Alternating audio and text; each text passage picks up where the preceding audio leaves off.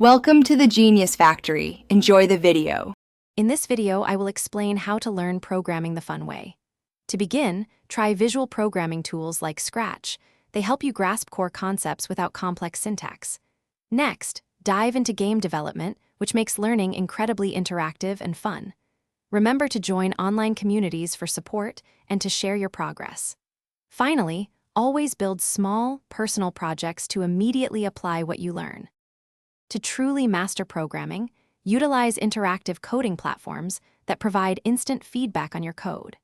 Challenge yourself regularly with coding puzzles to sharpen your problem-solving abilities.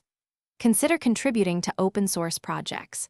This offers invaluable real-world experience and collaboration opportunities. Don't be afraid to experiment with 2 or 3 different programming languages to discover which one resonates best with your interests. Keeping your passion alive is key. Set small, achievable goals, perhaps completing 1 new feature each week, and celebrate every milestone. Teaching others what you have learned significantly reinforces your own understanding. Remember to take short, 15-minute breaks every hour or so to prevent burnout and maintain sharp focus. Also, attend virtual workshops to stay updated on new technologies and industry trends.